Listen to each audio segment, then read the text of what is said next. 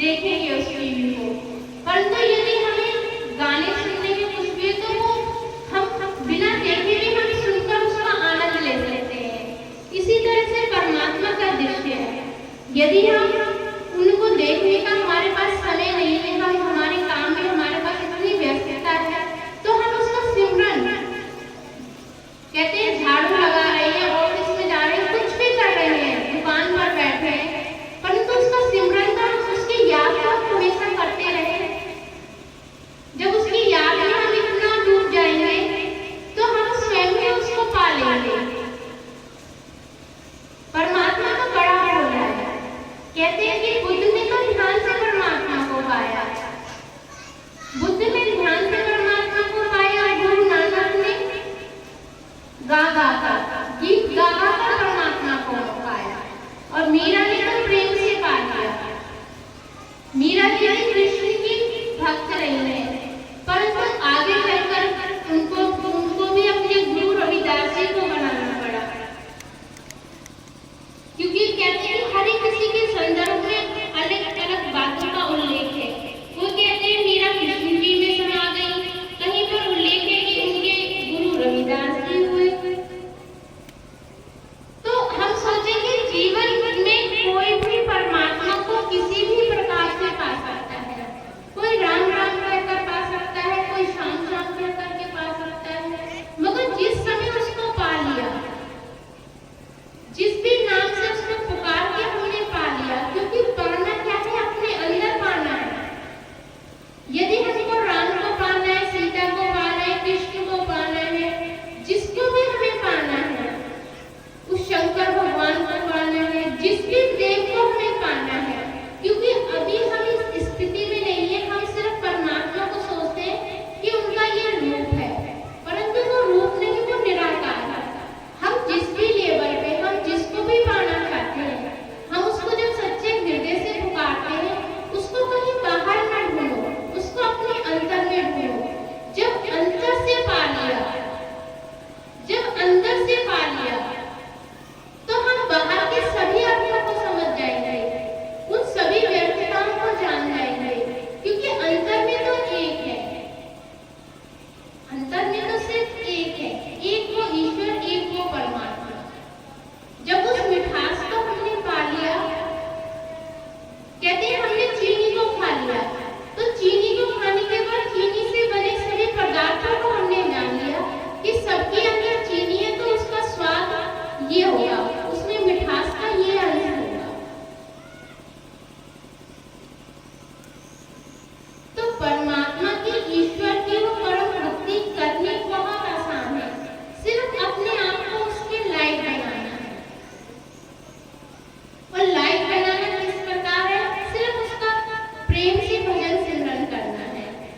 प्रेम से पालो, गा करके पालो, या ध्यान से पालो, वो किसी भी रूप में तुम्हें मिल जाएगा। जिस भी रूप में आप पाना चाहते हो, उसी रूप में वो मिल जाएगा। सिर्फ पाना तुम्हारे ऊपर निर्धारित है कि हमें परमात्मा को किस रूप में पाना है। हमारे ग्रंथों में हर एक चीज में, रामायण में, गीता में, भगवत में, हर एक किसी भी ग्रंथ में सभी उल्लेख बहुत ही अच्छे हैं, सभी रिश्तों को उसमें बताया गया है। तो उनका हम अध्ययन जरूर करें, उनसे हम सीख लें। एक ऐसे ही रिश्ते की मुझे याद आ रही है अपने ग्रंथ रामायण में से। जब रावण सीता का हरण करके ले गया था, अशोक वाटिका में सीता जी को रखा था, तो जब भी रावण सीता जी से मिलने के लिए अशोक वाटिका में आया करते थे, तो जब भी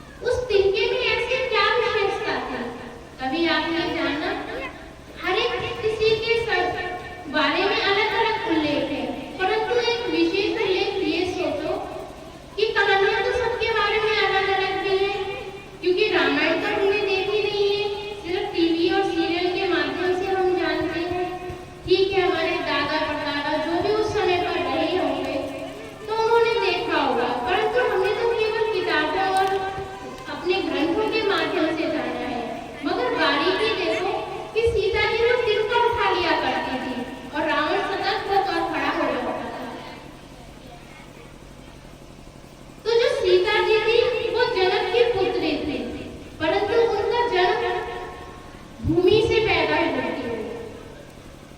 तो उनको सीता का दूसरा अर्थ ये भी है कि उनको भूमिजा कहा जाता है।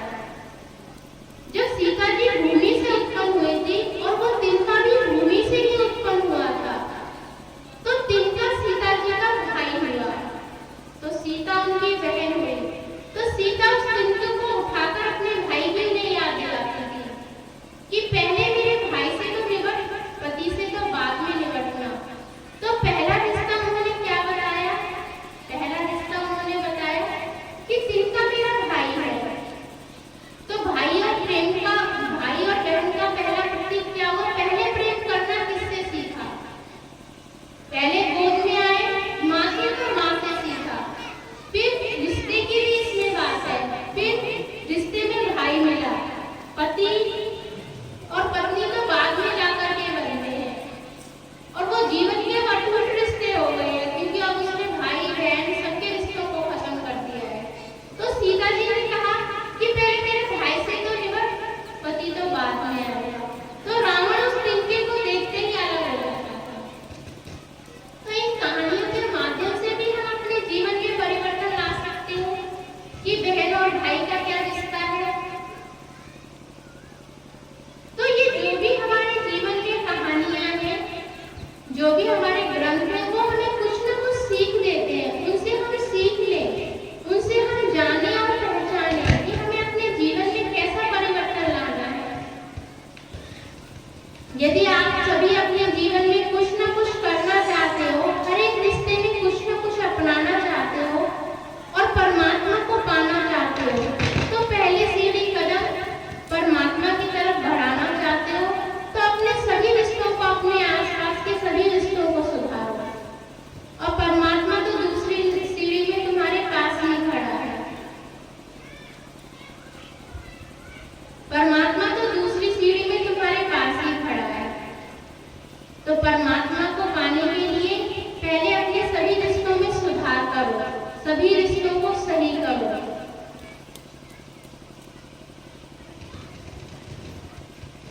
सभी रिश्तों को सुधारते हुए जब ही हम परमात्मा के पास पहुंच सकते हैं।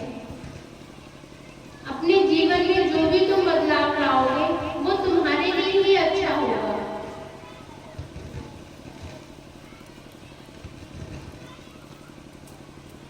आप सभी यहाँ पर आए हो, सत्संग में बैठे हो, परमात्मा के सानिध्य में बैठे हो, परमात्मा की छत्र छाया में बैठे हो, तो कहते हैं कि सत्संग में आकर के एक अलग सी औरा दिखती है और मतलब वातावरण हमारा अलग ही बदल जाता है। हमारे चित्त का, मन का, भाव का, सेवा भाव का अलग ही हमारा भाव हो जाता है।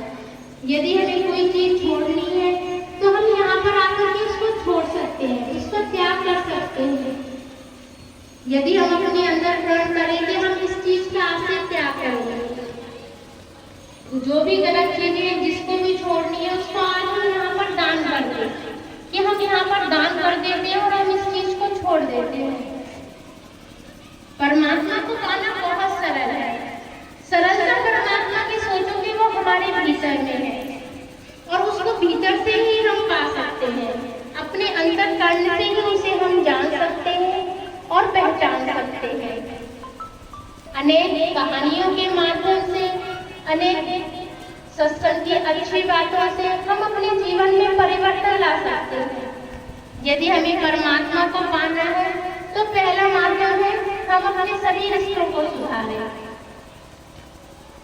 आसपास के सभी रिश्तों को सुधारते हुए हम परमात्मा की उस सीढ़ी तक पहुंच सकते हैं।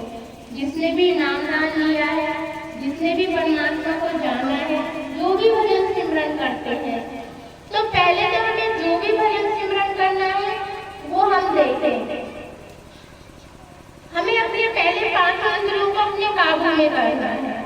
हम भजन सिमरन में बैठते हैं तो कोई भी चीज हमें स्पर्श न करे, तो हम एकांत में बैठेंगे। दूसरा, जब हम कोई धूपबत्ती, अगरबत्ती, कोई चिराग नहीं जलाएंगे तो किसी भी चीज की हमें महक नहीं आएगी। तो हम सूंघने की इंद्री को अपने काबू में कर लेंगे, स्पर्श की इंद्री को कर लिया, सूंघने की कर लिया, आंख बंद कर ली तो हमने आंख बंद कर ली, तो हमें देखने की इंद्री को काबू में कर लिया। और जब हम शांत जगह पर बैठे हैं तो हमने अपनी सुनने की इंद्री को काबू में कर लिया।